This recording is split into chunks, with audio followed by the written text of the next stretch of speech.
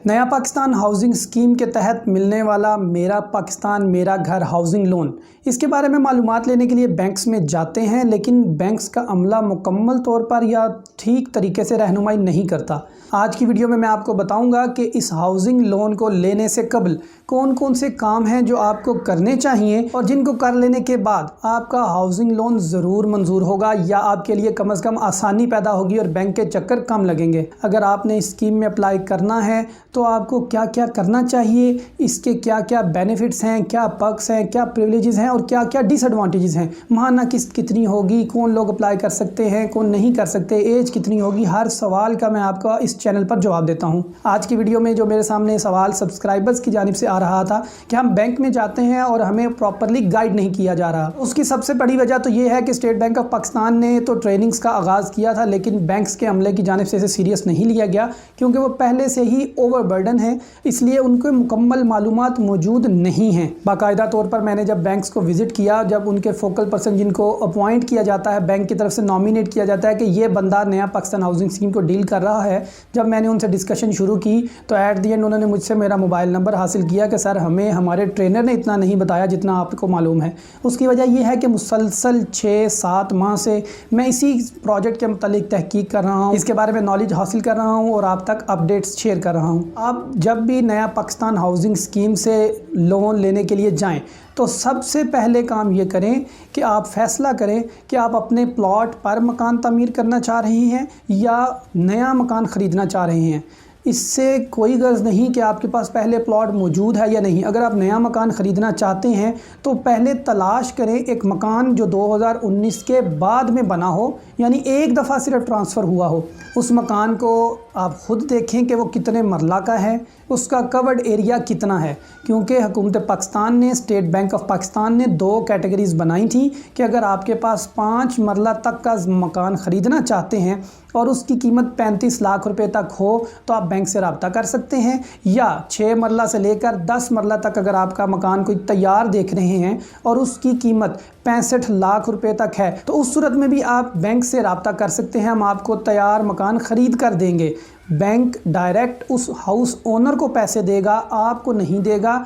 उसको पैसे देने के बाद वो बैंक अपने पास कागजात मोर्गेज के लिए रख लेगा, पोजेसन कब्ज़ा आपको दे देगा, आप मकान में शिफ्ट हो जाएं और किस्तें अदा करने के बाद अपनी प्रॉपर्टी क्लेम कर लें। तो आप पहले मकान को तलाश करें जो इस कैटेगरी की रेंज में आता हो। अब आप ये तो नहीं हो सकता कि आप एक कम आमदनी वाले अफराद हैं और आप बहरिया टाउन में जनाब 5 मरले का मकान तलाश करने लग पड़ें। अंदरून शहर के अंदर 2-3 मरले का मकान 30 लाख में, 35 लाख में मिल जाता है। और अगर आप अपने प्लॉट पर कंस्ट्रक्शन करना चाहते हैं तो आप देखें आपका प्लॉट कितने साइज़ का है या उस पर जो आप नक्शा बनवाने जा रहे हैं कवर्ड एरिया का वो कितने मरला का है। अगर वो स्क्वायर फीट इस तरह है कि 5 मरला के अंदर आते हैं तो आप 30 लाख रुपया बैंक से क्लेम कर सकते हैं कि मुझे 30 लाख तक फाइनेंस दिया जाए। और अगर वो 6 मरला, 7 मरला या 10 मरला है तो आप 50 लाख तक यानी 5 मिलियन बैंक से मांग सकते हैं कर्ज की सूरत में। इसके बाद जो दूसरी इंपॉर्टेंट चीज़ है वो आप देखें कि आपकी आमदनी कितनी है। अगर आपकी तनख्वाह बैंक से आती है या कैश आती है, अगर वो तनख्वाह आपकी जितनी भी है उसका 45% माहाना किस्त आप ले सकते हैं 1 महीने में। क्या कहना चाह रहा हूँ, अगर आपकी 1 लाख तनख्वाह है तो आपकी किस्त 45,000 रुपया से ज़्यादा नहीं बननी चाहिए। तो अगर 45,000 रुपया 1 महीने की किस्त है, तकरीबन 6 लाख के अमाउंट ये 1 साल के अंदर आप किस्तें अदा कर सकते हैं। अगर आप 10 साल के लिए लें तो आप 60 लाख रुपया ले सकते हैं।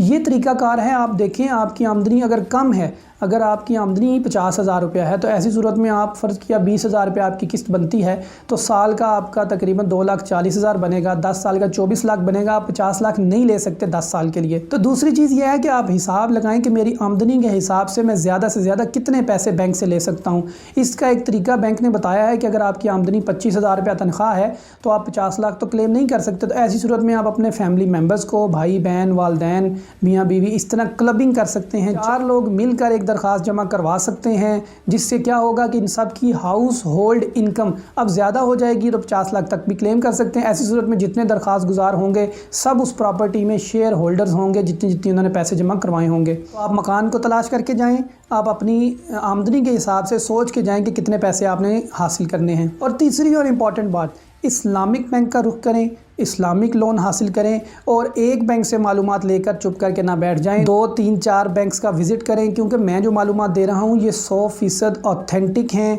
अल्हम्दुलिल्लाह स्टेट बैंक ऑफ पाकिस्तान की ऑफिशियल वेबसाइट से ली जाती हैं, इंटरव्यूज़ सुने जाते हैं, आर्टिकल्स पढ़े जाते हैं। इसके बाद आपसे ये मालूमात इंतहाई ज़िम्मेदारी से शेयर की जाती हैं। तो आपको बैंक से भी यही मालूमात मिलनी चाहिए। अगर नहीं मिल रही तो इट मीन्स उनके स्टाफ के पास भी नॉलेज नहीं है। आप उनसे क्रॉस क्वेश्चनिंग कर सकते हैं इन वीडियोज़ को देखने के बाद। मैंने पूरी कोशिश की कि आपको बताऊँ कि आपके बैंक्स के चक्कर कैसे रुक सकते हैं, क्योंकि बार बार मुझे बैंक से भी यही सुनने को मिला है कि लोग आ जाते हैं बग़ैर इन्फॉर्मेशन के, बग़ैर सर्वे किए हुए डायरेक्ट।